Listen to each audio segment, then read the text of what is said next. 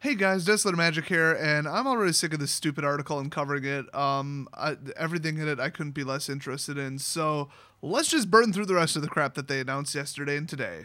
But first, a big follow-up to the video I just released about Commander Anthology. Totally buried the lead on this one, because so did Wizards, because it wasn't anywhere on the product page that I was reading. In the announcement article somewhere, they mentioned that, okay, the Commander Anthology Volume 2 box contains 4 previously released 100-card decks. Okay, great.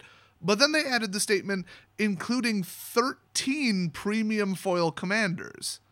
But they also said it's a 400-card product. So I don't know what that means, and they're not going to tell me. So I don't know. Extra bonus loose commanders from other decks in the box? I don't know. I'm going to guess no, because it said 400, even though they're already wrong and it's 404. Did they change one card out in the deck? So now a different commander from a different deck is in a different deck, which would be really hard with color identity. Did they just take other cards from each deck that people tended to make the commander in a different deck, or swap the commander out with and make it foil but leave it in the deck? That would be my guess. But without any kind of details or further clarification, I have no flippin' idea. So thanks, Wizards.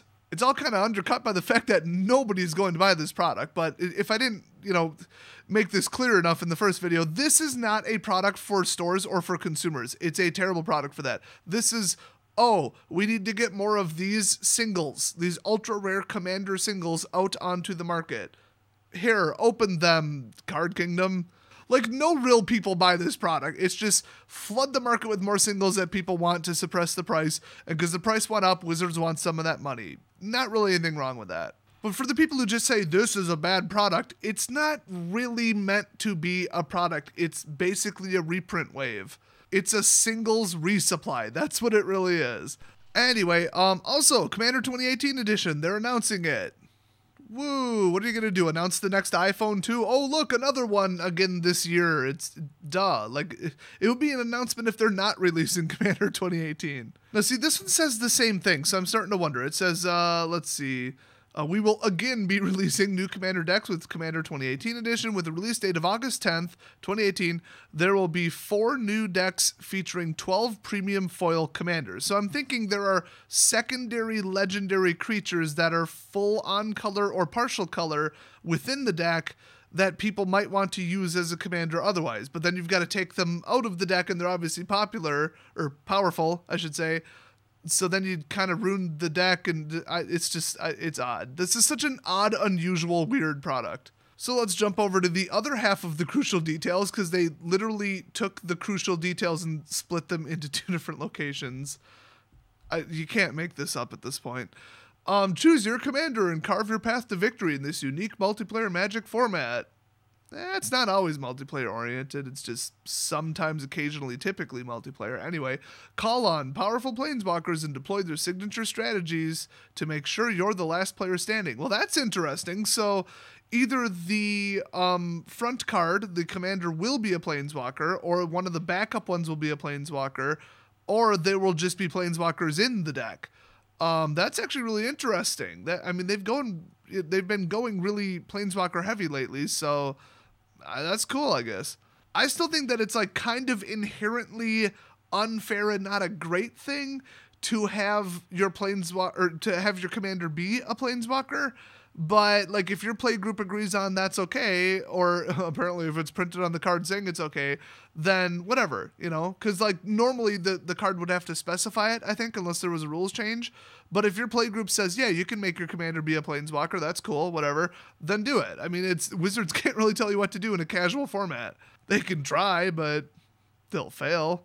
So going to be 4 different decks instead of 5, which is good because 5 was too many, because only 1 or 2 were ever popular. The rest, the vendors we get stuck with. It's going to be in English, French, German, Italian, Japanese, Portuguese, and Spanish, which actually seems like more than normal, but I'm too lazy to check. The MSRP is $39.99. I don't remember if that's up, down, or the same because I'm too lazy and disinterested to check. And that's it for that announcement. So watch for some kind of Planeswalker-oriented thing. That sounds kind of neat. Next up, the strangest, just weirdest, most unexpected, unusual announcement on this entire page. I'm just going to read it, okay? Finally, we're trying something a little new, which, let's stop at that statement for a second. Hey, finally, we're trying something new. What, giving a crap about card quality? Like, there's so many jokes I could make about that sentence. It would be the entire rest of the video. So I'm sorry, guys, but we're just going to have to move on from it. So finally, for once, oh my God, we're trying something new. With a pair of Chinese market specific Planeswalker decks featuring new Planeswalkers created particularly for China. I think what they meant was specifically. What could that possibly mean that isn't racist? I mean, just think about it. What could they possibly mean by, like, it's China specific and China oriented without some kind of stereotype in that? Everything from the idea to the phrasing presenting it really is walking a line. Oh my God. Okay, so a China specific set. All right. We don't live in China, probably. I mean, if you're watching this, you're probably not in China, according to my YouTube stats. Take a guess what the next sentence says. Now, don't worry, you'll have an opportunity to get a similar English version of the same product created for international audiences. Both will release on June 22nd, 2018. I don't even know, because they don't say if that coincides with the release of Standard, and they're talking about the normal 2 Standard Planeswalker decks. Why the hell did they feel the need to make the decks different for China? I mean, just, are they like, oh, their culture is so different that they wouldn't enjoy a deck with, like, dinosaurs, so we're going to have to make it something else? It's just so random. I have a theory, okay? China has some very, very, like, draconian oppressive laws. Like, if you have a loot box in a game, in a video game in China, you legally have to say what the odds are of getting everything in the box. That is a law that they passed. So maybe the Chinese government didn't like something about the last Planeswalker decks, and now they have to make modified ones. But this is so roundabout in the way that they said this. It's so, like, just contradictory. I'm just so confused by this. I'm just going to have to wait and see what the hell they release on June 22nd. Because it says, finally we're trying something a little new, a pair of Chinese market-specific Planeswalker decks featuring new Planeswalkers created particularly for China.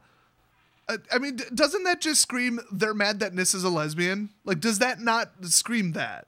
They're unhappy about something about Jace, something about the character, the storyline, the history, and they're like, you cannot put this on the front of a product. This goes against our communist ideals. Something about this Planeswalker is detrimental to the public.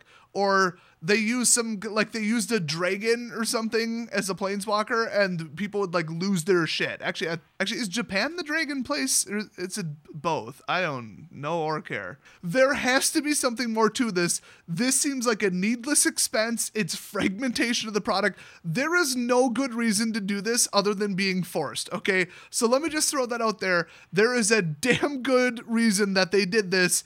And it's not like marketing or anything that they just thought they should do. I am extremely heavily suspecting that. Okay, so I clicked on the link for the English one, and it says Global Series Jiang Yanggu and Mu Yanling, or something like that. And those are the name of the 2 Planeswalkers. It says, this introduces 2 new Planeswalkers to the Magic multiverse. These 2 60-card decks were originally designed by a team of Chinese artists, writers, and folklorists to explore a new branch of Magic lore rooted in Chinese aesthetics and mythology. Yeah, because they really properly respected Japan and Kamigawa and didn't just take a bunch of crap from anime and stereotypes about samurai and slap it on a card. No, that's totally not what they did. They totally didn't just think Egypt would have been cooler if they had the Naga from the Hindu mythology, and so they just shoehorned them in. They didn't just basically think that the Aztecs, the Mayan, and whoever was living in Mexico were all pretty much the same people. They smashed together a bunch of legends from them and came up with some generic Aztecish nonsense. No, they totally didn't just do that. I am deeply worried about their pending handling of the Chinese mythology, as they put it, because, oh my God, at least pretty much from what I've heard, nobody over there takes it all that seriously. So if Wizards just massively just throws pandas and crap on cards and doesn't give a crap, nobody's going to be that offended. So let me just leave it at, this is potentially disastrous. This could be the most tone-deaf, offensive, just racist, stereotype-infused nonsense that they've ever released in the history of the entire game.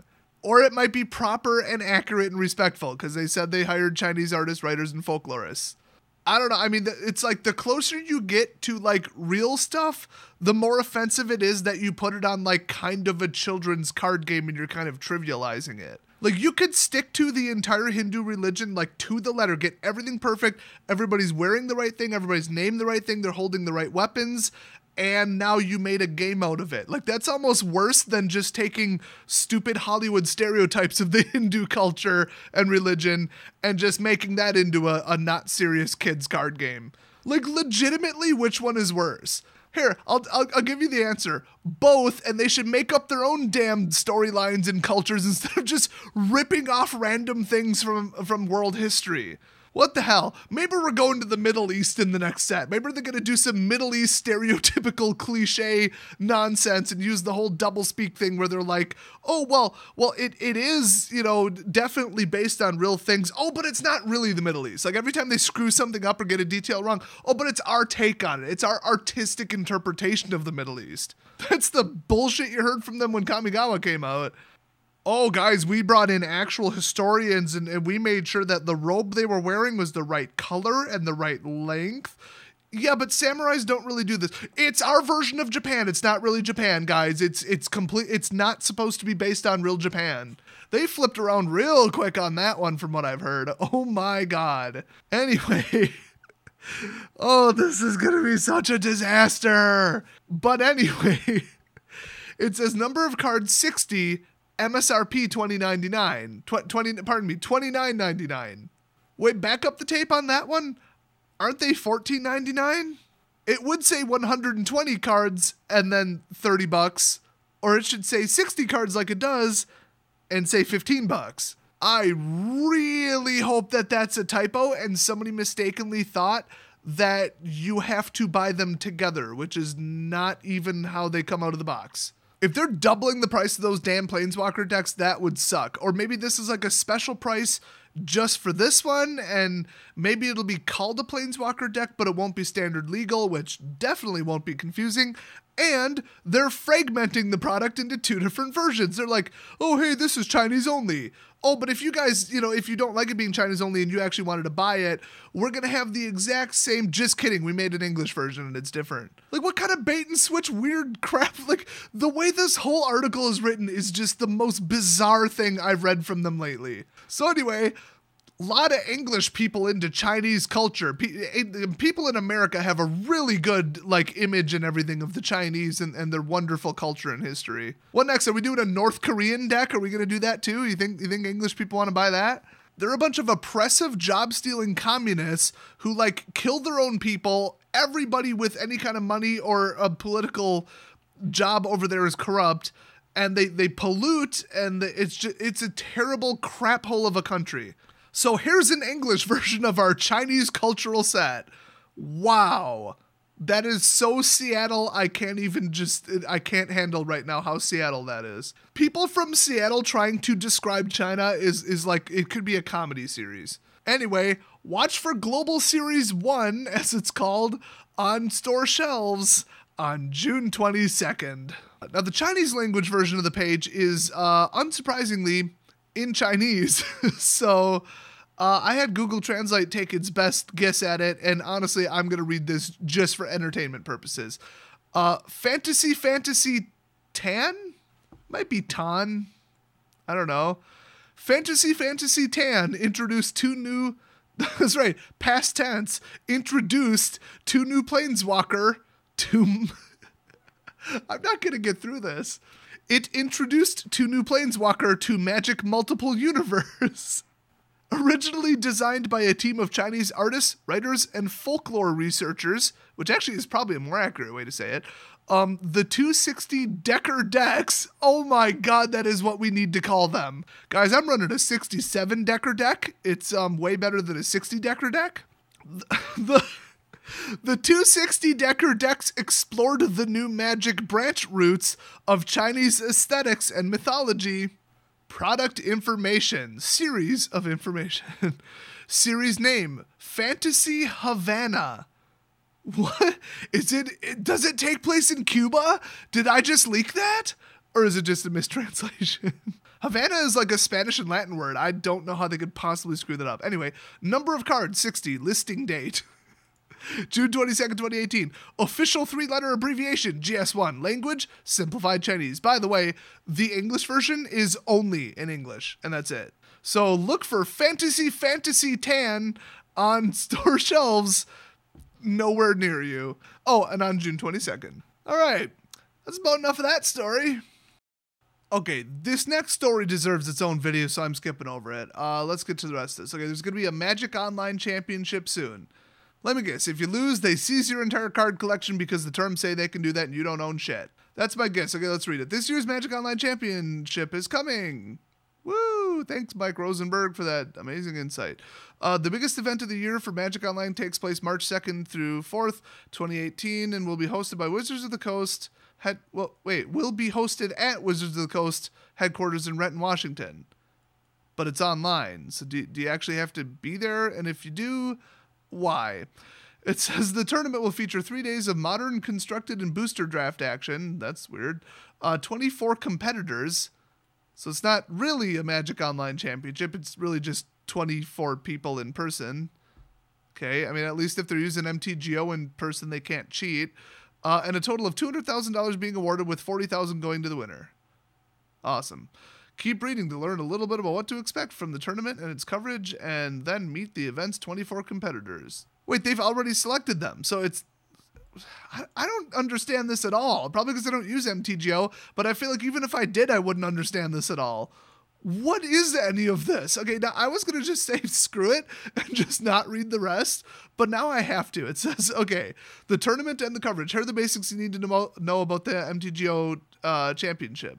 The tournament features 24 players who already qualified through either Magic Online Championship Series playoff events. So in other words, it's too late if you're already reading this announcement, which is hilarious, or Magic Online Champion Series Open events.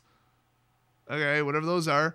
In Magic Online or through Magic Online Championship Series Leaderboard. I don't know what any of this means, and I don't care. If you use MTGO, you're an idiot, okay? You have nothing. They own everything. The platform is garbage, and buying your deck twice to play paper and electronic is idiotic. The reigning Magic Online champion joins these competitors to round out the field. Please tell me there's a giant gold belt, because that would make this almost worth watching. Almost. Okay, I don't really care about the rest. So, you already missed it. A bunch of people already qualified, so you can't win and watch it if you're sick of people cheating at Paper Magic, because they can't cheat at this. Then again, they never said it's electronic, so maybe they have to show up with a paper deck. And I don't know, and I don't care, and I'm not going to read the rest. Okay, there's another article about Magic Online announcements. It's a bunch of BS that means nothing to me and that I don't care about, so I'm going to skip over that. Something about the artwork where they all pat themselves on the back and whatever. They don't pay artists enough anyway. The last one is kind of huge. Now, this is from February 12th, but they titled it Improving Our Approach to Magic Online Data. It says, for some time now, we've been tinkering with what data from Magic Online we show. And by the way, no matter what they change, it pisses people off. And how and when. Okay. Usually, much to the distaste of the community, erring on the side of showing less data rather than more, especially Kevin from Rogue Deck Builder, who doesn't understand anything about anything, apparently, because nobody with a brain has that opinion. It says, starting this weekend, we'll be changing the deck list data we show in a way that we hope addresses some of the complaints we've heard from the community. By the way, to clarify, Kevin's idiotic standpoint is if you give people more data, they will net deck less, which is logically and provably and historically false. But to him, everybody is him. Everybody needs more data to come up with what to beat or to see what they need to beat, and then to use the statistics of what's played to find powerful cards and then come up with new decks. Unfortunately, back in reality, nobody does that, and more data means more net deckers, and it happens quicker, and everything's solved quicker, so we actually do need less data. And I listened to Kevin bitch about it for like 2 hours one time. So that was a great use of time. Anyway, it says, before we get to the how, when, and what of the data we'll be showing, let's talk a bit about what we're trying to accomplish with this change. We'll see if this gets through Kevin's thick skull. Our goal is to use Magic Online deck list data to show you what is possible, not necessarily to show you what is most played. That is really damn important, because it's not just, here's what's currently winning, everybody copy this. If you're a lazy, clueless asshole who doesn't know how to build a deck, just do this. Okay, that doesn't help anybody. You know what you get? Everybody shows up to a tournament with one deck and then it gets stomped because, but this won the last tournament. Red White Vehicles won the last tournament. Why didn't it win the Pro Tour? Why can't I just walk in with somebody else's work and win with it? Because learn how to play Magic and build a real deck. That's why. It wasn't the best deck, but everybody thought it was the best deck because look at the tournament results on MTG Goldfish. So yes, instead of, here's a list, no matter what we put as the headline, you're going to interpret it as, play this, it's the best. They want to show what's possible, not just, here's a list of what's the most played and what wins the most. And that is badly needed, because the number one thing tearing apart the community, besides asshole players who are dicks to everybody, is net decking. Just the format getting solved too quickly, as the staff so, softly puts it. What they mean is net decking douchebags. That's what they mean. So it says, we do want to show you a ton of cool, successful decks that let you explore new strategies. We don't necessarily want to provide data that reinforces more adoption of the already most played deck. Amen, Wizards. That is exactly the problem. People are like, well, I guess that's it. It's solved. I'm going to copy that. Oh, that's the most played deck. Cool. I'm going to amplify it. It's a feedback loop. They've called it a feedback loop in the past. And that is absolutely what it is. No innovation, no anything, misrepresentation, and it feeds into itself because everybody acts the same way. I mean, I knew net deckers were rooting the game. I didn't know net deckers were literally rooting the statistics. They're actually, it's to the point where they're making the statistics look misleading because they're copying each other so hard. So they even go on, oh my God, they're going harder than I am. They say, we don't want to necessarily provide data that reinforces more adoption of the already most played deck. It can be a vicious cycle. Whether or not the most played deck is also the winningest deck. People just assume that if more people are playing it, it's better. That is incorrect, but most people are stupid and lazy and net deckers.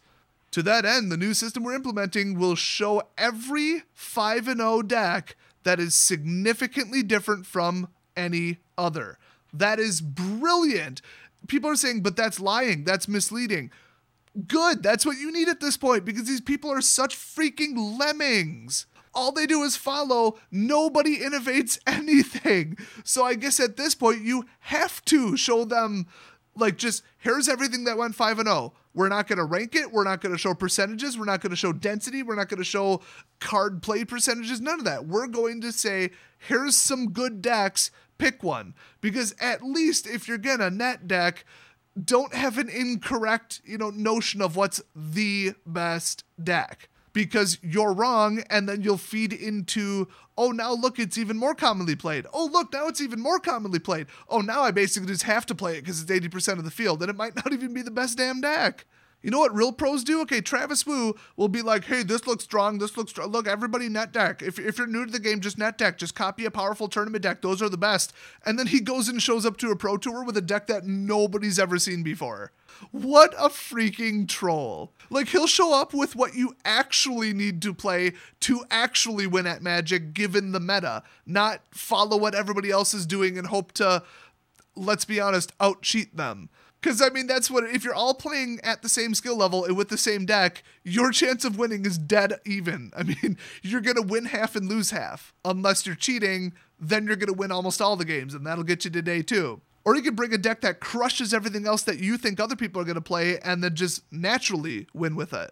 It's true at the Pro Tours, and it's true with Magic Online, okay? That's about as real as it gets. So they're saying we're searching for a suitable midpoint between those in the community who want all of the Magic Online play data. Well, I get it. Those people want all the data. I want all the data. I like data. But what I don't want is for anybody else to have that data. So anyway, they say, yeah, those people, okay, so some data on our end that indicates that there's a tipping point where too much information can create unhealthy or unfun play environments. Holy crap, they actually admitted that that's what's happening. I am shocked. Second, we do realize that we have likely undershot with how much data we've been sharing. I doubt it. This new system attempts to address that. We don't necessarily believe we found the sweet spot just yet, but we do believe this new system will be closer and more useful than the current system, which, by the way, I know nothing about because I don't care about Magic Online. In our eyes, this is a substantial improvement over the current system, but one that still leaves room for exploration and unknowns that can make Magic interesting. So let me translate all of this, okay? Net decking douchebags are creating a feedback loop where they all play the same thing because they're under the impression that that's the best deck, and they need to stop that from happening because net deckers are ruining the game. So they are changing it to have somehow more data and less data. They said both. But in case this blows up in our face, we're gonna add the little caveat that it's not done yet and this is experimental. Like, even though they're very sure that this is what they need to do, in case it's massively hated, they can roll it back and be like, guys, we were just trying it. We said in the article, we're just trying it. That's hilarious to me. So it says, given all that, here's how the new system will work. I don't really care to read this. It's all about like days and numbers and deck. Who cares? It's Magic Online. Who gives a crap? So if you're that interested, go find the article. It's still in the article archive history thingy. Like, you'd really only be that into it if you play MTGO, I guess. I don't know. MTGO sometimes does reflect into the F&M scene, so, you know, whatever. So what do you think of that? Is me and wizards and every intelligent person in the community correct, or is Kevin correct? The correct answer is me, wizards, and everyone else in the community, actually, that in case you're going to grade this test later. Giving people too much information, we already know what the result of that is. And people cannot be trusted with the information because as a whole, all they're going to do is net deck with it. I mean, right straight from the mouths of wizards in this article, go read it yourself. They admitted net deckers are causing damage to the game, an unfun and unhealthy play environment. Word for word, they said that, and they need it to stop. It doesn't get any clearer than that, people. If you're a net decker, by the way, and you're butthurt by this video, get the fuck off my channel, get a fucking life, and learn how to build a deck. Fuck you. I'll see you guys next video.